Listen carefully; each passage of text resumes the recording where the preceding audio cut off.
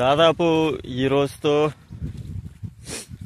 65 రోజులు, 68, దాదాపు 70 రోజులు కూడా కంప్లీట్ చేసినవి ఉన్నాయి.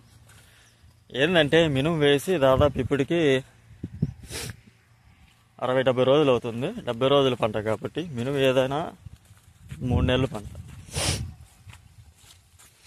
90 రోజులు లెక్క రావాలి కదా, అంటే అవి కొన్ని ముందుగా వస్తాయి, కొన్ని లేటుగా వస్తాయి. సో ఆల్మోస్ట్ అటు ఇటు చూసుకుంటే మనము పంట కోసి ఇంటికి వచ్చేసరికి దాదాపు 3.5 నెలలు పట్టుద్ది. అది మాత్రం కన్ఫర్మ్. బంగాళాఖాతంలో తీవ్ర చోటు చేసుకుందాం ఏమో కానీ ఒకటే జలుబు, ఒకటే ముక్కు. వాతావరణ పరిస్థితులు అట్టున్నాయి మరి. సో ఎనీవే, మొత్తానికి ఏదైనప్పటికీ ఈసారి మినుము అనేది నిరాశపరుచుద్దా లేకపోతే దానికి తగ్గట్టుగా లైన్ అవుద్దా ఏమో మనకైతే తెలియదు, కానీ చూడాల. పగలేమో బర్రెలు గొర్రెలు గోల, నైట్ ఏమో పందులు గోల. పందులు వస్తేమో ఒకేసారి గుంత పెట్టుకొని ఆల్మోస్ట్ అట్ట లేపుకొని పోయినట్టు పోతాయి. ఈ బర్రెలు ఏమో పట్టపగలే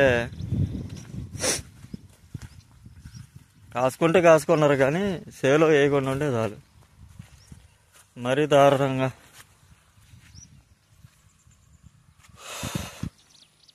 మామూలుగా వరి పొలాలు ఇలాంటివి అయితే కాపలా ఉండొచ్చు, సోలార్ పెట్టుకోవచ్చు.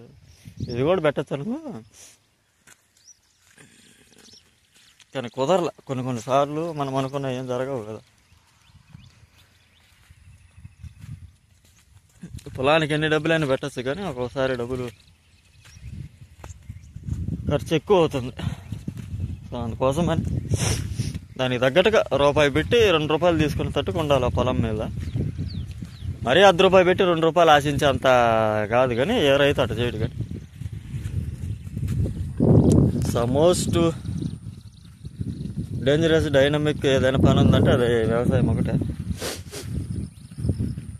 ఓన్ బిజినెస్ అబ్బా అది. ఎవరి దగ్గర మనము అట్లా చేపట్టుకుని ఉండాల్సిన అవసరం ఏం లేదు, మన పాటికి మనం చేసుకోవచ్చు. కాకపోతే దీంట్లో ఏంటంటే టెక్నికల్ ఉండాలి. అంటే ఎట్లా చెప్పాలంటే టైము, తర్వాత ఆ పంట యొక్క గుర్తింపు, పరిశీలన ఉండాలి. పూత టైం కానీ ముందు కొట్టే టైం కానీ ఆ యొక్క అంశాన్ని బాగా తెలుసుకుంటే బాగా రాణించవచ్చు. ఫర్ ఎగ్జాంపుల్ మన గ్రామంలోనే ఎక్కువ మంది బేల్దారి పని కానీ లేకపోతే సరే ఎవరికొకరు గవర్నమెంట్ పని ఏదో ఒకటి ఉంటుంది. మహా అంటే మ్యాక్సిమం నెలకి ఒక 30,000 వస్తాయేమో, 40,000 సరే పోని 50,000 వేసుకోండి. దీని మీద 3 నెలలకే వస్తాయి కదా, 1.5 లక్ష, 1.90 మధ్య వస్తాయి. ఎవరిదాలు గొప్ప, నేను కాదంటాం లేదు, కానీ ఒకరి కింద పనిచేసే పని కొంతమందికి నచ్చుద్దే నచ్చదు. ఎక్కువ శాతం 10,000కి పనిచేసే ఉద్యోగమే మనకు కావాలా, చేయాలా అని కొంతమందికి ఉంటుంది. మళ్ళీ మొత్తానికైతే కటక్కన టాపిక్ పోయింది. చూడాలి ఈసారి మినుము ఆశాజనకం ఎట్టుందో.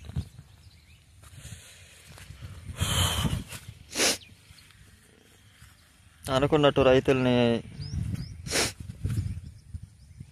ఇబ్బంది పెట్టకుండా ఉంటుందా లేకపోతే బాగుంటుందా? సో మినుముకాయలలో నడిచేటప్పుడు మొక్కలు దొక్కకుండా ఉండాలని కెమెరా అటు తిరుగుతాను. నేను చాలా రోజుల నుంచి ట్రై చేస్తాను గ్రూప్ కెమెరా ఇటు కొనుక్కుందామని నిలబెట్టి. ఫోన్ అయితే మాట్లాడుతూ ఉన్నా, లేకపోతే ఏదైనా చేయిజారినా కింద పడేది పగిలిపోతూ ఉంటుంది. అనుకో పగలవు కదా, చూడాలా.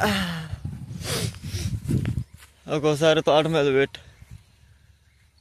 పెట్టినానంటే పెట్టుబడి అవేమని మాత్రం అది చూడదు. నేను పోయినసారి ఇట్లా క్లియర్ చేస్తుంటే చిల్ల చెట్లు కూడా బాగుండేది. ఇదిగో మనకి గగానొస్తుంది కదా, చేపిలే జలుబు మంచుకి. ఈసారి నేను చిల్ల చెట్లు అన్నీ బాగా క్లియర్ చేపాను. వాటికైనా సో అందుకోసమని ఎక్కువ శాతం ఒక విషయం గుర్తొస్తుంది.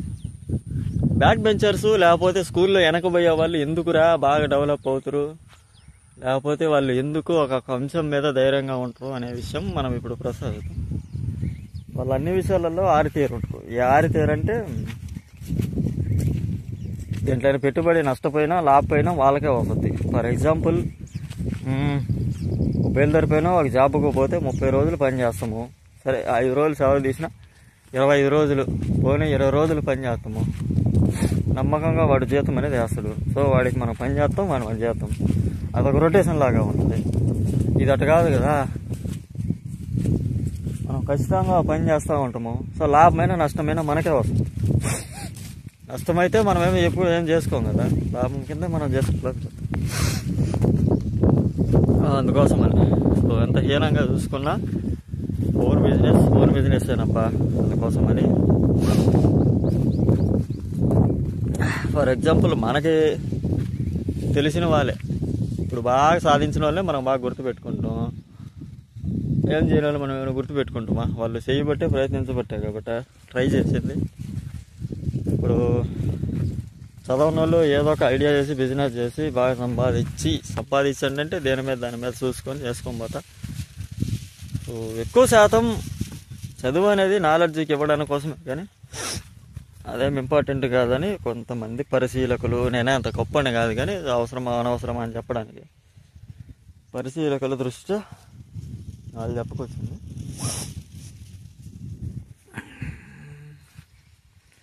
ఏమోలే, మొత్తానికైతే